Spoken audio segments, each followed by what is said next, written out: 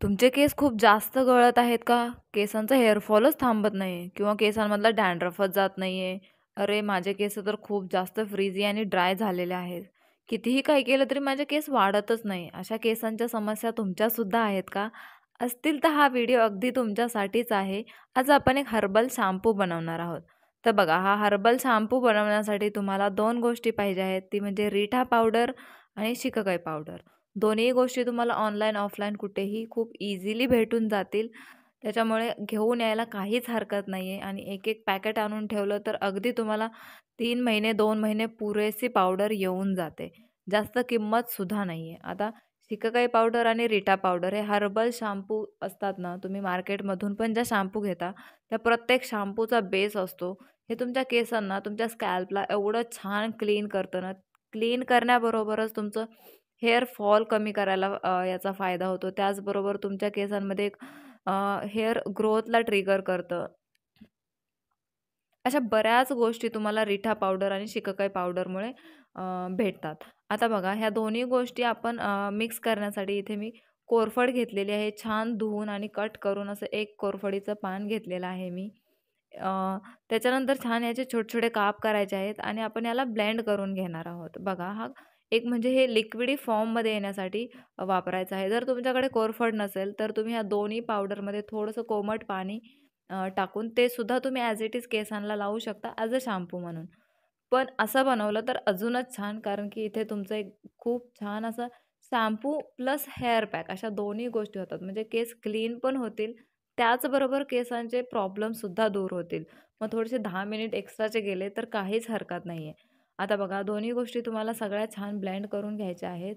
तुमचे केस ड्राय असतील तर तुम्ही इथे तेल टाकायचं आहे. नसेल तर स्किप करायचं आहे. माझे केस खूप जास्त ड्राय आहेत.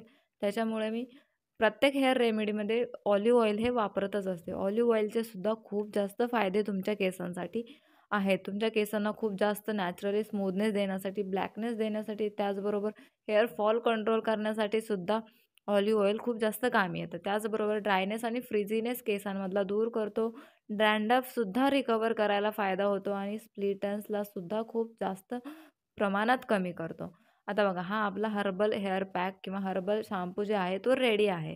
तर बघा, अगदी एकदम छान असं प्युअर पेस्ट म्हणा किंवा जेलमध्ये फॉर्ममध्ये तुम्हाला ही शॅम्पू भेटते. खूप छान ब्लेंड करून घ्यायचं आहे आणि त्याच्यानंतर तुम्हाला पूर्ण स्कॅल्पपासून तुम्हाला लावायला सुरुवात करायची आहे. ते तुमच्या केसांच्या एंडपर्यंत म्हणजे पूर्ण केसांना लावायचं आहे. स्कॅल्पला सुद्धा क्लीन करण्याची जेवढी गरज असते तेवढंच आपल्या हेअर लेंथला सुद्धा क्लीनिंगची गरज असते. कारण की डर्ट वगैरे किंवा पोल्युशनमुळे केस आपले लेंथला सुद्धा खराब झालेले असतात. जेव्हा तुम्ही हा शॅम्पू वापरता तेव्हा काय होतं, तुम्ही स्कॅल्पला लावल्यामुळे जे पण तुमच्या स्कॅल्पला इचिंगची प्रॉब्लेम असेल, डॅन्ड्रफची प्रॉब्लेम असेल ती तर दूर होतेच. त्याचबरोबर हेअर फॉलला कंट्रोल करायला हे मदत करतं. त्याचबरोबर तुमचे नवीन केस उगवायला सुद्धा सुरू होतात जर तुम्ही हा शॅम्पू रेग्युलर बेसिसवरती वापरला तर. आता बघा, हा शॅम्पू लावून झाल्यानंतर तुम्हाला फक्त 10 मिनिट ठेवायचा आहे आणि नाही ठेवला तरी चालेल. पण 10 मिनिट ठेवलं तर काहीच हरकत नाही आणि तुम्ही फक्त म्हणजे अंघोळीला जायच्या अगोदर लावला आणि तुमचं अंघोळीला कपडे वगैरे काढेपर्यंत हा तुमचा शॅम्पू काम करून जातो आणि त्याच्यानंतर तुम्ही डायरेक्टली जाऊन शॉवरखाली हेअर वॉश करू शकता. तर बघा, तुम्ही रिझल्टसुद्धा तसेच आहेत. माझ्या केसांची लेंथ बघू शकता.